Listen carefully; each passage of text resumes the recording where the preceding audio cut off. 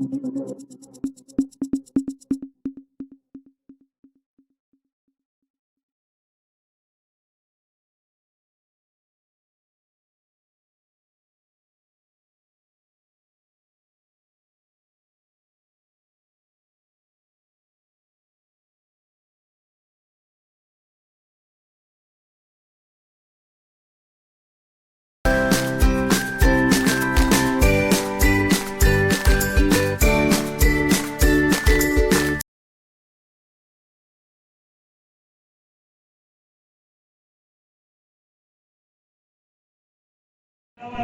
के प्रदेश के मंत्री तुलसी साहू जी, मेरे सामने बैठे हुए समस्त मातृशक्ति भाइयों एवं बहनों, भारतीय जनता पार्टी अब चुनावी मोड़ में आ गई है। सबसे पहले प्रत्याशी घोषणा करने का काम भारतीय जनता पार्टी ने की। सबसे पहले कार्यालय खोलने का काम भारतीय जनता पार्टी ने की।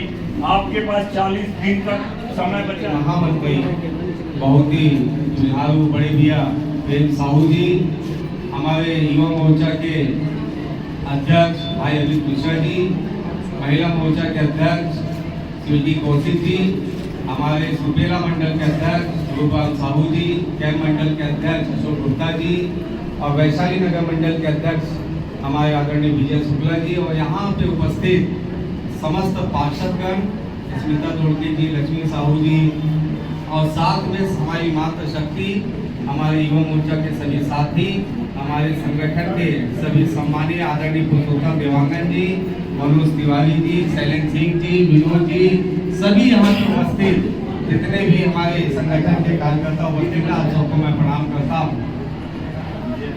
देखिए 2 महीना पहले और ये कहें कि सितंबर के लगभग तक हमारी सरकार नहीं की, उसके बाद आप लोगों ने मेहनत की और इस प्रदेश में 54 सीटों से भारतीय जनता पार्टी की सरकार बनी। अब हम लोग सरकार में हैं और अगर सरकार में अगर है और ये श्रेय अगर किसी को जाता है तो वो आप सब लोगों को जाता है, जिसकी ताकत की वजह से, जिसकी मेहनत की वजह से यहाँ तक हम पहुँच पाए। लगातार संगठन में इस बात की चर्चा होती है कि हमारे कार्यकर्ता अलग अलग प्रदर्शन करके, पीठ पे लाठी खा के, धूप में खड़े होकर अपनी पार्टी के पक्ष में प्रचार करके और कांग्रेस की नीतियों का विरोध करके हम लोग सत्ता में पहुंचे।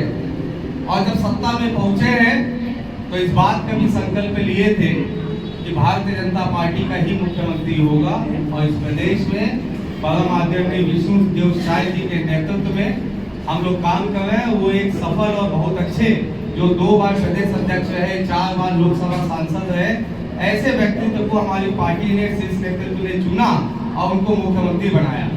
इस 2 महीने का कार्यकाल हुआ है हमारा, ऐसा लगता है कि काफी दिन हो गए होंगे, लेकिन मात्र 2 महीना। और क्योंकि हम लोग वैशाली नगर विधानसभा के लोकसभा चुनाव के इस कार्यालय में हम लोग अभी बैठे हैं, आप लोग को चुनाव के मैदान में जाना है। जो 5 साल का कार्यकाल होता है किसी भी विधायक का, उसमें आधे से ज्यादा ऐसी समस्या जिसको हमने 2 महीने में खत्म करने का प्रयास किया है। आप जब जाएंगे, धन्यवाद भाई विकेश सिंह जी। निश्चित ही आपने अल्प समय में वैशाली नगर में इतिहास रचने का काम किए हैं और पिछले लोकसभा के चुनाव में 65,000 वोटों की लीड थी और आपके इस कार्य को देखते हुए और इस पंचवर्षीय कार्यकाल में माननीय नरेंद्र मोदी जी के ऐतिहासिक कार्यकाल को देखते हुए यह वोट का अंतर डबल होगा, ऐसा विश्वास है। क्योंकि यहाँ पर माता बहनें बहुसंख्यक रूप से उपस्थित है और यह पिछली हमारी जो सरकार बनी है छत्तीसगढ़ में, सरकार से माता बहनों की देन है। इसलिए आप सबके देन से फिर से हम लोग इतिहास रचने जा रहे हैं और हम ऐसे प्रत्याशी को हमारे पास है जिनका संघर्ष छोटे रूप से शुरुआत हुई थी। संगठन में काम करने के बाद नगर पालिका के अध्यक्ष हमारे विधायक थे आदरणीय स्वर्गीय और इस विधानसभा से पूरे छत्तीसगढ़ में, मैं लोकसभा की बात नहीं करूंगा, 90 विधानसभा में सर्वाधिक मत से जीतने वाला अगर विधानसभा रहा 65,000 वोटों से जीतने वाला है। आप लोग, जीत मेरी नहीं थी, जीत आपकी थी, क्योंकि मेहनत आपने की, लगन आपने की, नेतृत्व करता माननीय विद्यार्थी की थी।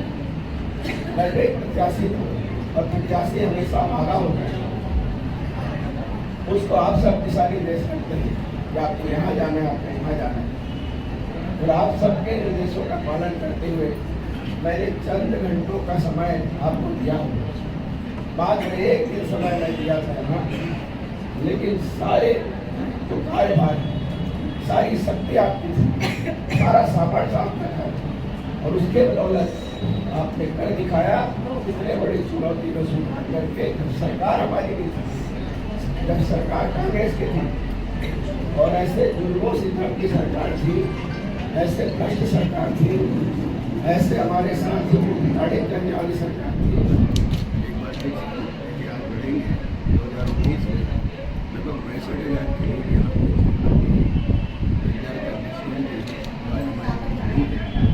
उनका आशीर्वाद और इस बार केंद्र में और राज्य में हमारी सरकार है, दोनों सरकार है, उसका लाभ भी मिलेगा और संगठन में मजबूती भी आई है, स्थिति है उसका भी लाभ मिलेगा। मैं आज कार्यालय खोलने के सभी कार्यकर्ता भाइयों बहनों को धन्यवाद देता हूँ, बधाई। जिस तरीके से आप घोषणा पत्र समिति में थे, विधानसभा में जिम्मेदारी संभाली थी, लोकसभा में भी ऐसी घोषणा पत्र समिति बनेगी, तो क्या लगता है कि कितने दिनों में घोषणा पत्र सामने आ जाएगा? देखिए, वो जिम्मेदारी कब देश या राष्ट्रीय नेतृत्व बनता है, राष्ट्रीय नेता उस पर क्या होता है, मैं कुछ जवाबदारी भी जिम्मेदारी समय रहते घोषणा पत्र होगा। अभी आप देखें ना कि आखिरी जो अभी कैबिनेट की बैठक मोदी जी की परिकल्पना तो बहुत दूरदृष्टि है। अब तीसरे पारी में क्या करना चाहते हैं उसका थीम भी अभी जो कैबिनेट की बैठक हुई इस पर आप कल्पना करिए, घोषणा पत्र तो दूर की बात है, वो अभी से निर्णय ले डाले कि हमको तीसरी सरकार में क्या करनी है। आखिरी कैबिनेट की बैठक ये है मोदी और ये मोदी जी सरकार। तो घोषणा पत्र की आवश्यकता शायद मुझे नहीं लगता है, जरूरी है और मोदी जी जो कहते हैं वो करते हैं। आपकी नजर में दो लोकसभा के प्रमुख होते हैं, क्या हो सकते हैं? तो बैठेंगे उसके बाद बड़ी जिम्मेदारी दी गई है, पिछली बार की प्रशासन को लीड मिली थी, उससे कई गुना की उम्मीद की जा रही है, किस तरह की तैयारी होगी? देखिए, पिछला कई रिकॉर्ड में विधानसभा में टूटा है। सरोज पांडे जी को 22,000 लास्ट में मिला था, उसके बाद से ये आंकड़ा कोई छू नहीं पाया। वैशाली नगर की जनता ने देखा है कि भाई विकास कौन कर सकता है, तो उन्होंने मुझे 41,000 मतों से जिताया है। और अब विजय बघेल जी क्योंकि पिछले बार 65,000 से जीते थे और 5 साल का कई काम मैंने 2 महीने में निपटा दिए, तो इसलिए अब इस बात को मानिए आप कि 1 लाख की लीड के अधिक से विजय बघेल जी। टीम आपकी कैसे तैयार होगी? जिस तरह विधानसभा में आपकी टीम थी और आप जिस तरह विधायक प्रतिनिधि सुपर 30 आपने बनाया है, तो लोकसभा में कितना काम करेंगे? बहुत अभी तो हम आचार संहिता लगने से पहले 100-200 बना देंगे और वो कहीं ना कहीं बूथ स्तर से काम करना चालू करेंगे। जितने अधिक प्रतिनिधि बनेंगे उनका मनोबल बढ़ेगा। संगठन भी है, संगठन भी काम कर रहे हैं, तो लगातार मुझे ऐसा लगता है कि जो भगवा में